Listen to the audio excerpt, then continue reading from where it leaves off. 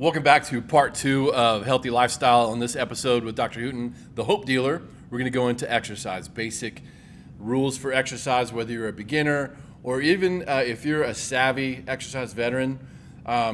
If you follow this advice, you can, let's just say you're used to working out for 2 hours. If you do these type of workouts for 2 hours, it'll shred you, and you're probably already doing it anyway. Beginner, intermediate, advanced, doesn't matter. You are on the air with another award-winning Dr. Hooten thing from, now this we got it from Aiden's uncle over here who pooped because Aiden got adjusted. And he gave me this poop award. Good job, dude. I had no idea that you could get adjusted and it spreads throughout your family like that. That's amazing.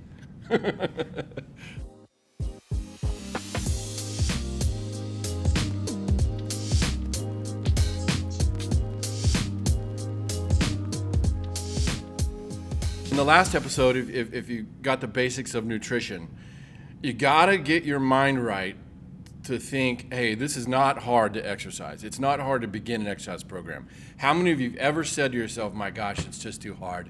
I don't feel like doing it. I don't have time to go to the gym. Oh, it's too expensive. We've all been there. I mean, I worked out already today for an hour. Listen, I didn't just wake up in the morning and say, I cannot wait to go to the gym. I'm not like that. But my mindset is in a place where I'm going to work out, whether I feel like it or not. How did I get that way? That was a great question that Annie just asked. How do you maintain this mindset?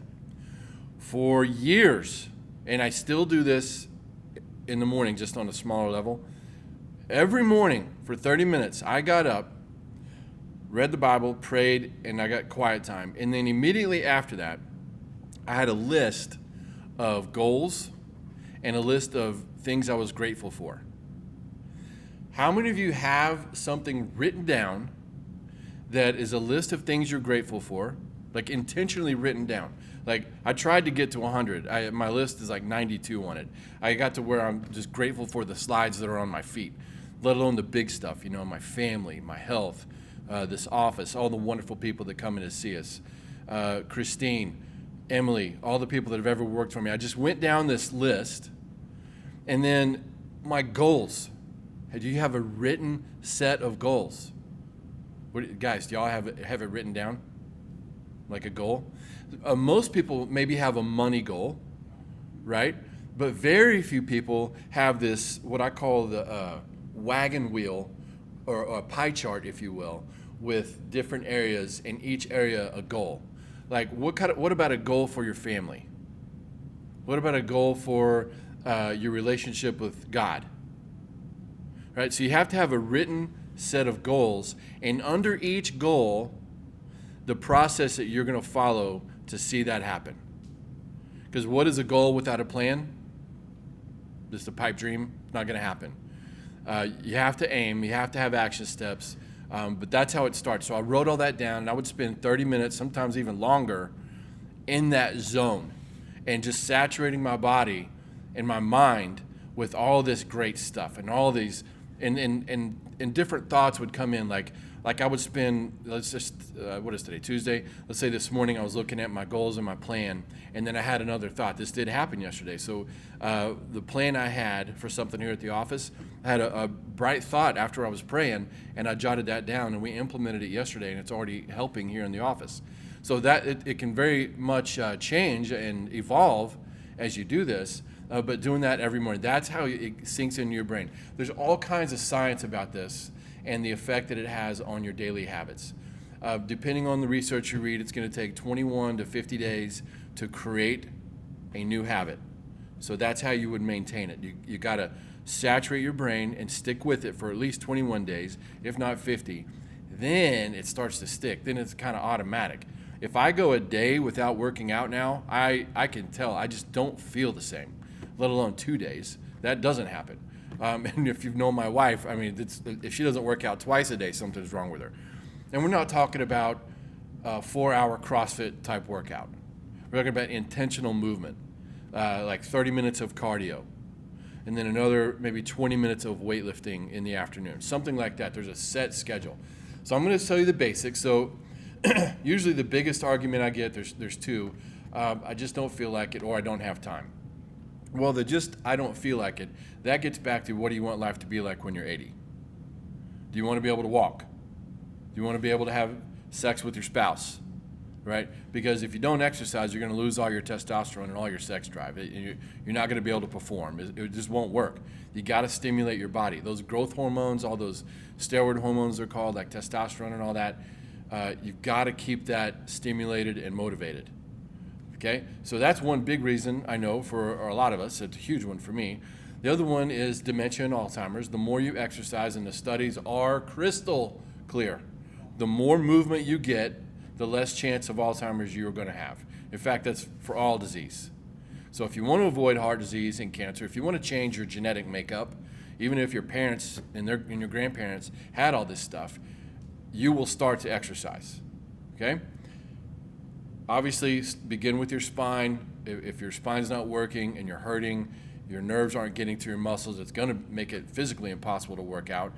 That's where the benefit of the adjustments come in. All the time, all these soccer players are coming in here, get them adjusted, and their bodies start working, less injuries, better performance, more endurance. It all comes from a flowing, healthy brain and spine. So, exercise rules. You need a timer, okay? So most of you have a phone, and you could just, there's all kinds of apps. I've got this thing called a Tabata timer. You can just use a regular clock if you want. And set your timer for 30 seconds, and that's where you're going to do the work, and then 30 seconds of rest. Let's just make it really easy, 30-30. Now, for you savvy veterans, if you want to go 40 on, 40 off, that's great. You can go a minute off. That's great. That's incredibly hard, but you can do that. But 30 seconds is a good place to go for it. And so let's just take squats. If you are able to walk, you can do some type of squat.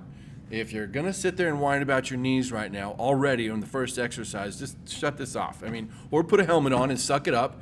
I'm just over this whining. You know what got me this way, by the way? I went, try this on. You're going to whine. Listen to what I witnessed in Guatemala. I saw a 7-year-old boy on a crutch, both hands, couldn't speak English, and he just sprinted as best he could on these canes over to get adjusted on my table. We couldn't communicate. It didn't matter. It was the language of love. And I adjusted him, and he was laughing and everything. And he got off that table so happy. The boy was locked in a cage from the time he was born to 5 years old by abusive parents in Guatemala. And he is there smiling and laughing at me. And you're going to tell me your knees hurt? That's not flying. Getting back to mindset, I would read story after story like that because I didn't want people to allow these excuses to take hold. This guy, however he managed this, he is loving life. You can too. So don't be complaining about your knees. Figure it out. Yes, if you're walking, you can squat. Even if you can't squat all the way, you can squat a little bit. And if you can sit on the toilet, you can squat. If you can sit in a chair, you can squat. Okay? This is one of the easiest, most effective exercises for everything. So if this is all you do, you're going to have an impact on your life. 30 seconds of squats where you act like you're going to sit on the toilet and stand up. Sit on the toilet, stand up. Sit in the chair, stand up. 30 seconds. Okay? Not too hard, right? Well, after 30 seconds, you'll be like, oh, yeah, I'm kind of feeling that a little bit, Dr. Brian. And then you rest for 30 seconds. Then you go again. Now, round 2 of this, your legs are going to start feeling it, especially if this is brand new to you, right? I've been doing these kind of things for years. On round 5 and 6, that's when I really start to burn. 1 and 2, you'll start to feel it. 3, 4, 5, and 6. You want to go for 6 rounds of this. Okay? Now, if you only want to do squats and not push-ups or anything else, go for 15 rounds. At least 15 minutes of exercise. 30 is great. If you want to spread it out and go 30 on, 30 off for 30 minutes, that's wildly effective. You'll be so sore for a couple of days, but you'll have this major impact on your body. So 30 seconds of work, 30 seconds of rest for at least 6 rounds. That burning that you're going to feel, it's going to cause a big response in your brain. There's a thing up in here called your hypothalamus, and your body's going to be screaming your legs and muscles will be burning and then sending all these messages up to your brain. Ouch, stop, stop, stop. But then your hypothalamus is going to kick in and start dropping in a couple of hormones. And I could name all these, but that gets boring. It's like reading the book of Numbers in the Bible. Begat, begat, begat, begat. There's so many hormones involved, but your hypothalamus starts dropping in, and it affects your growth hormone and testosterone over the next 24 to 36 hours. So while your muscles are really sore, at least you're building up your hormones. So that's one exercise. And if you just want to do squats, I'm telling you guys, if you're not working out, just do squats for 15 rounds and see how you feel. Exercise number 2 is push-ups. Now you can do any version of these. You can go on your knees, that's fine. 30 on, 30 off for 6 rounds. Wall push-ups are a little too easy, so I would at least say go to your knees. Maybe you could put your hands on a chair up against the wall so you're at an angle. Find that place that you can actually do it, 30 on, 30 off. And the same thing's going to happen. Round 2, you're going to be really feeling your chest. 3, 4, 5, and 6, you're going to be cursing me out because it's going to burn. Okay, so squats and push-ups. And again, if you want to do 12, 15 rounds of push-ups, fantastic. You start getting into that upper level stuff, you're going to get shredded really quick. Right? It helps if you're not eating the processed carbs, if you're putting in clean protein, but just adding in some shocking your muscles like that will have a big effect. And that's it. You can just use those 2 exercises. If you know what dips are, where you have your slid off the edge of a table and you're letting your butt drop a little bit, same thing, 30 on, 30 off for 6 rounds. You can do lunges where just one leg in front of the other and just go down, up, 30 on.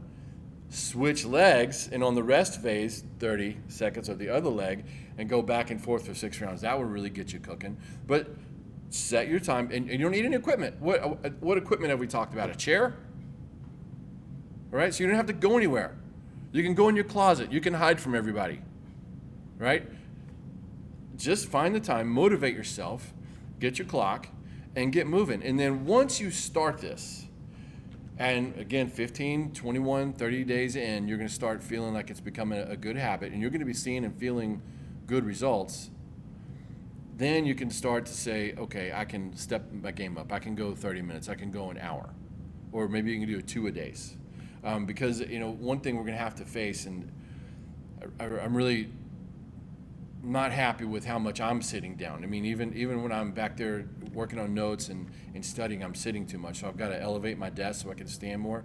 But the reality is I'm bending over 100 to 200 people a day. All right, that's torture on my spine. I've got to exercise more to keep up. And a couple of years ago, I started to hurt. My back was like, what is going on? I was getting adjusted all the time. Well, then I realized I wasn't working out enough to stay in shape for my lifestyle. So look at your lifestyle. Most people are just too sedentary.